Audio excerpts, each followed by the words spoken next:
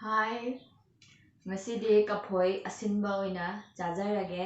aina su yam pamjai asinba se ado hojik chanaba tawrse Kaphoi se ado hojik li hapjarage adagi Kaphoi asinbane adagi yendem mana moro tepa leire ade henu singju macha amsu leijare ado hojik chanaba tawrage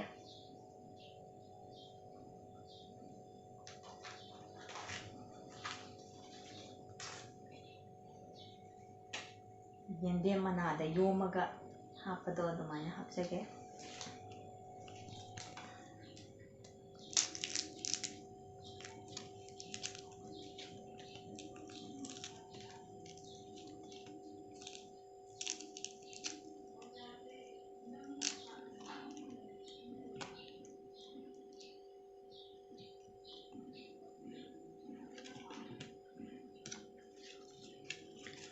mo tepa machet ama hapsange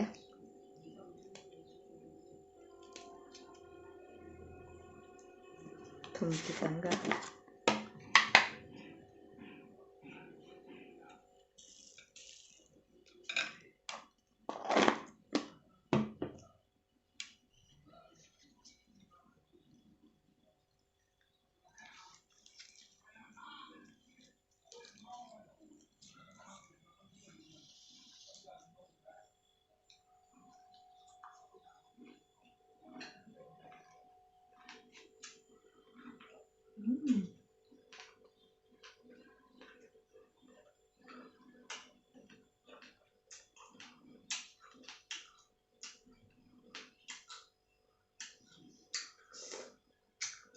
yam hawe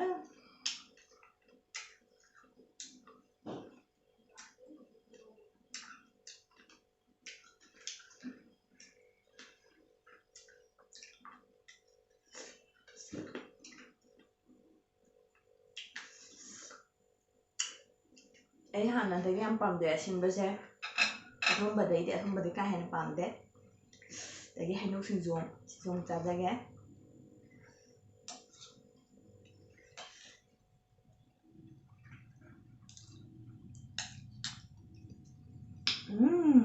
hawe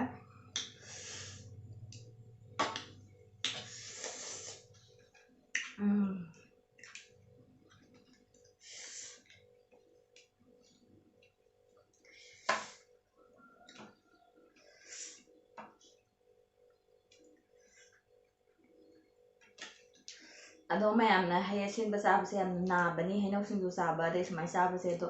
isana yam pamjana ga charadi kemta nadabani ko yam pamjana ta saw kasu nadabani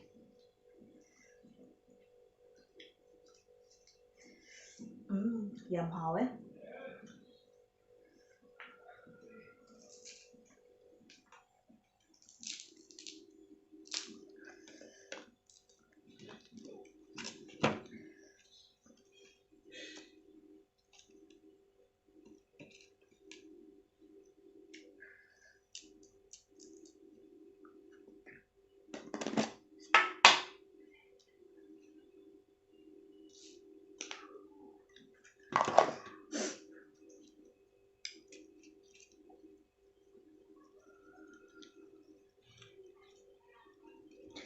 pokhare yombasisu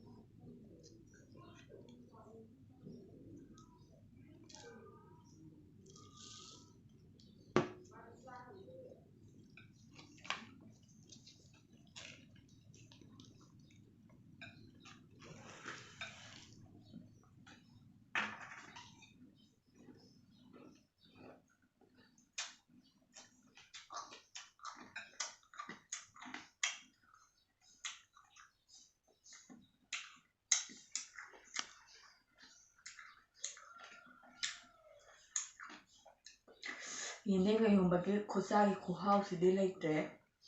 ꯌꯥꯝ ꯍꯥꯎꯕꯅꯦ ꯍꯥꯏꯕꯗꯤ ꯀꯐꯣꯏ ꯈꯛꯇꯪ ꯆꯥꯗꯣꯏꯕꯗꯤ ꯌꯦꯟꯗꯦꯝ ꯃꯣꯔꯣꯛ ꯑꯇꯦꯛꯄꯒ ꯍꯥꯞꯄ ꯆꯥꯕꯁꯦ ꯁꯤꯅ ꯍꯥꯎꯋꯦ ꯑꯗꯨ ꯃꯌꯥꯝ ꯃꯊꯪꯗꯤ ꯑꯩ ꯌꯦꯔꯨꯝ ꯊꯣꯡꯕ ꯑꯅꯧꯕ ꯅꯍꯥꯟꯃꯨꯛꯀꯤ ꯁꯣꯝꯃꯗꯤ ꯎꯠꯆꯈ꯭ꯔꯦꯗꯅ ꯑꯗꯨꯒꯨꯝꯕ ꯅꯠꯇꯕ ꯑꯗꯨꯗꯩ ꯈꯔ ꯇꯣꯉꯥꯟꯕ ꯃꯑꯣꯡꯗ ꯑꯃꯨꯛ ꯑꯅꯧꯕ ꯃꯑꯣꯡꯗ ꯑꯃꯨꯛ ꯎꯠꯆꯔꯛꯀꯦ ꯃꯊꯪ ꯅꯦꯛꯁ ꯚꯤꯗꯤꯑꯣꯗ ꯑꯗꯨ ꯃꯌꯥꯝ ꯑꯗꯨꯝ ꯉꯥꯏꯃꯤꯟꯅꯁꯤ ꯑꯇꯣꯞꯄ ꯑꯅꯧꯕ ꯃꯑꯣꯡꯗ ꯑꯗꯨꯝ ꯎꯠꯆꯔꯛꯀꯦ ꯑꯇꯩꯁꯨ ꯃꯈꯜ ꯃꯈꯜ ꯇꯧꯖꯔꯛꯈꯤꯅꯤꯀꯣ ꯁꯨꯝ ꯌꯦꯔꯨꯝꯒꯤ ꯍꯥꯟꯅ ꯂꯣꯏꯁꯟꯒꯦ ꯇꯧꯕꯅꯤ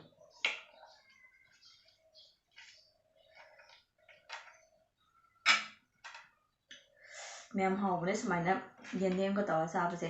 ꯑꯗꯣ ꯆꯥꯕ ꯃꯤꯗꯤ ꯑꯗꯨꯝ ꯁꯤꯒꯤ ꯃꯍꯥꯎ ꯈꯪꯉꯝꯅꯤ ꯍꯩ ꯌꯥꯝ ꯆꯥꯕ ꯌꯥꯝ ꯄꯥꯝꯖꯕ ꯃꯤꯗꯤ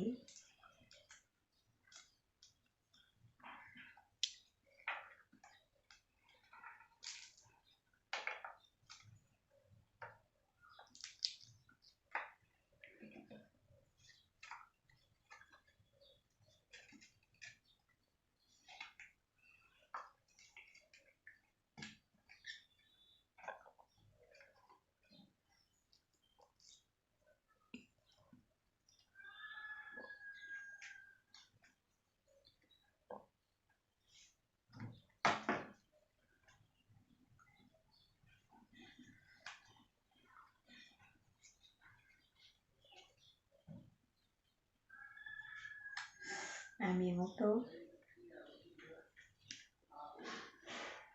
ꯁꯤ ꯁꯥꯏꯖꯔꯒꯦ ꯍꯧꯖꯤꯛ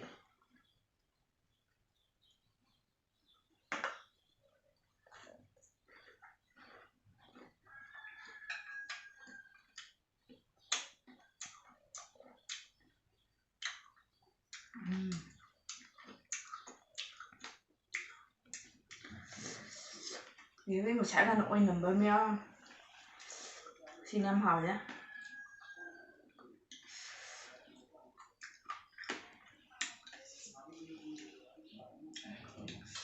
ꯑꯗꯨ ꯁꯤꯡꯖꯨ ꯑꯃꯨꯛ ꯍꯤꯗꯥꯛ ꯉꯥꯛꯇꯅꯦ ꯆꯥꯏꯁꯦ ꯑꯍꯥꯎꯕꯩꯗ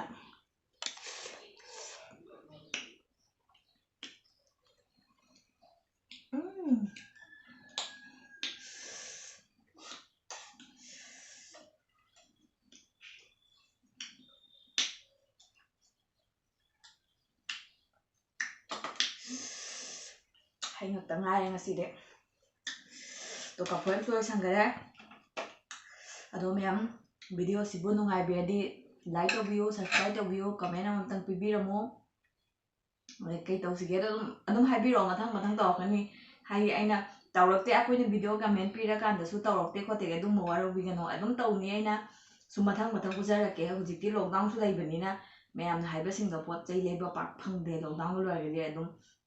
ꯑꯅꯧꯕ ꯍꯥꯏꯗꯤ ꯁꯤ ꯈꯛꯇꯪ ꯅꯠꯇꯕꯁꯨ ꯑꯗꯨꯝ ꯃꯊꯪ ꯃꯌꯥꯝ ꯇꯧꯖꯔꯛꯀꯅꯤ ꯂꯣꯛꯗꯥꯎꯟ ꯂꯣꯏꯔꯗꯤ ꯑꯗꯣ ꯃꯌꯥꯝ ꯉꯥꯏꯃꯤꯟꯅꯁꯦ ꯑꯗꯣ ꯃꯇꯥꯡ ꯁ꯭ꯋꯥꯏꯗ ꯂꯣꯏꯁꯟꯖꯔꯒꯦ ꯃꯌꯥꯝ ꯕꯥꯏ